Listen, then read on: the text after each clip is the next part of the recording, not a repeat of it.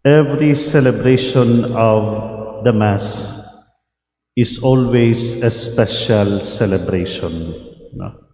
Sa kada Santos Misa, it's always a special celebration. That is why a Mass is always a Mass of thanksgiving.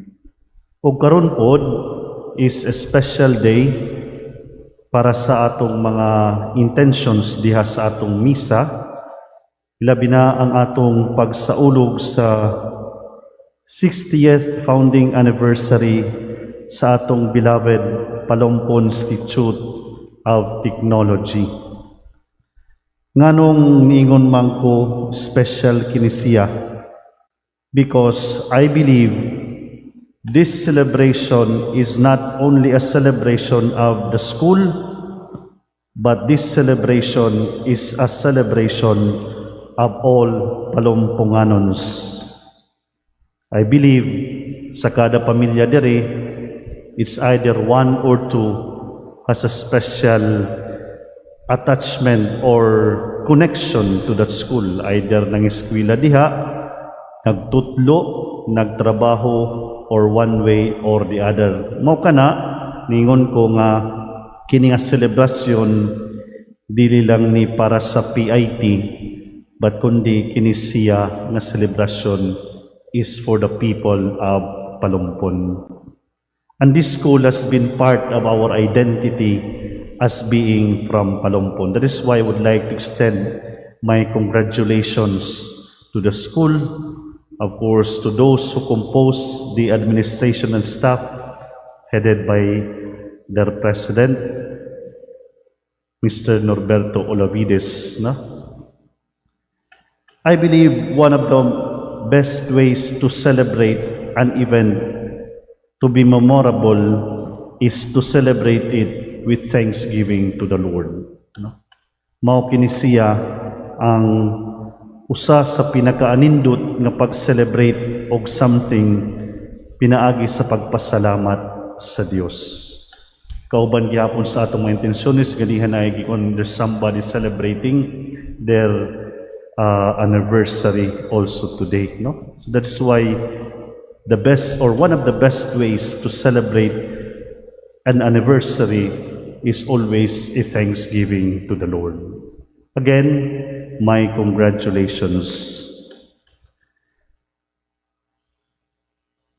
I know many of you knew the story of Alexander the Great, no? Ilado kini siya nga unsa kining leader. He conquered many kingdoms, but on his way from a battle, nasakit kini siya. That is why on his final days, iyang gitawag ang iyang mga trusted and loyal generals. Og ningon siya, I have special wishes before I die. No? This is Alexander the Great telling his generals. Tulo ang iyang wishes before he died. Primero, ingon siya, my physician must carry my body. Ikaduha niya nga wish, I want the path leading to my grave to be strewn with gold, silver, and precious stones. Ug ang ikatulo niya nga wish, I want my both hands to keep dangling out of my coffin. Ang primero niya nga wish, I want my physician to carry my body. Unsa may but pasabot niani, ingon siya, this is to prove that no matter how there are doctors who are so good, sometimes it could not even hinder us in dying. No? Ang tao mamatay good kana siya. No?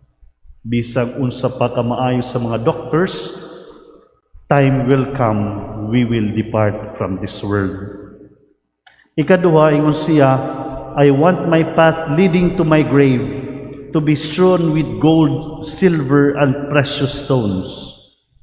Unsa may but pasabot niya, pagpakita nga not a fraction of gold will come with me.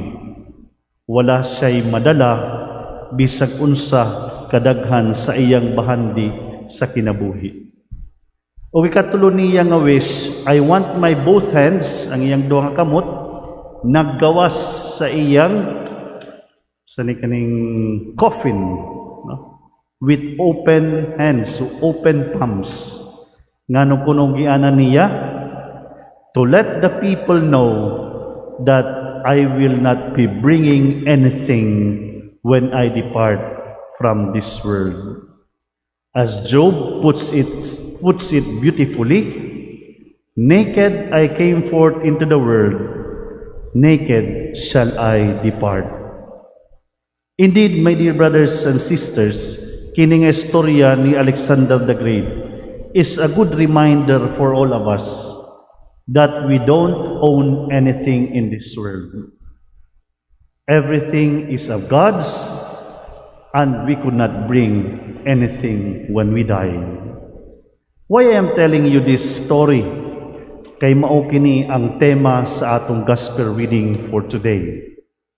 Our gospel reading for today reminds us, do not store up for yourselves treasures on earth, where it will be destroyed.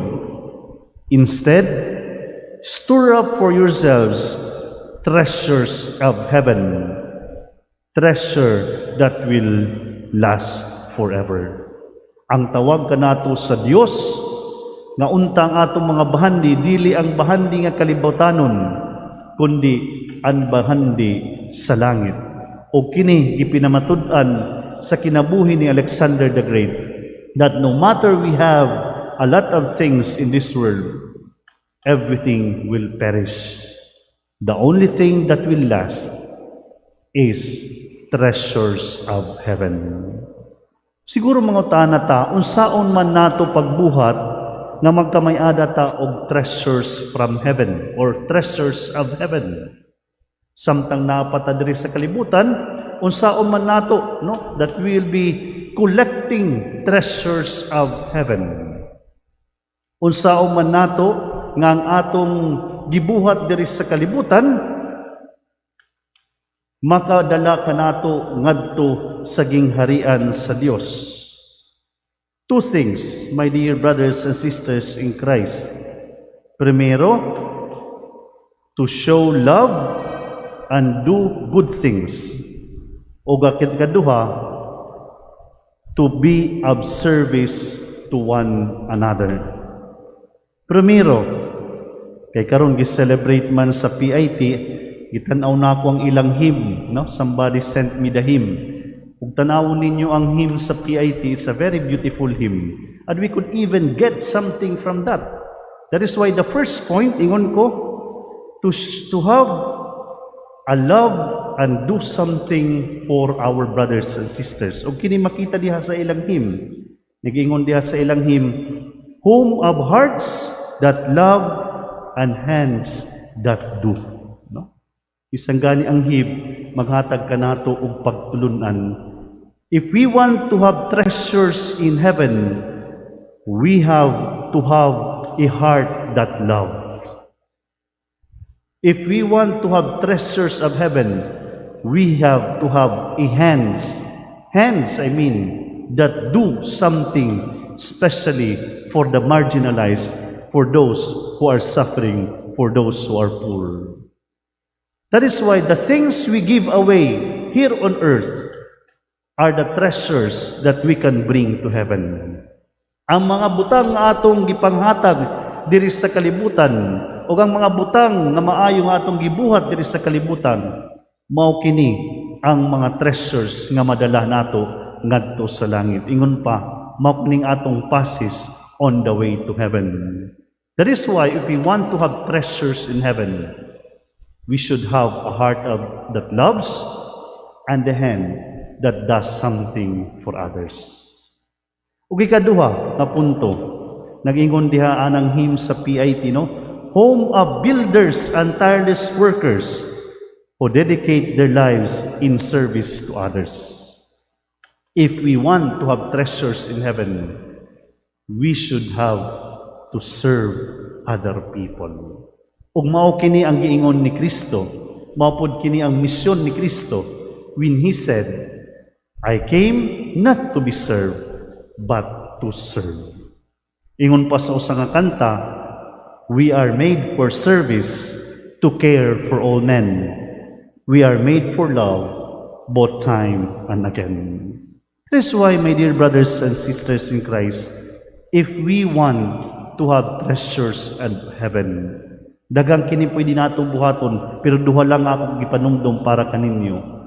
Primero, we may have a heart that loves, and a hand that does something for others, and we may always be ready to serve others, beginning with our families.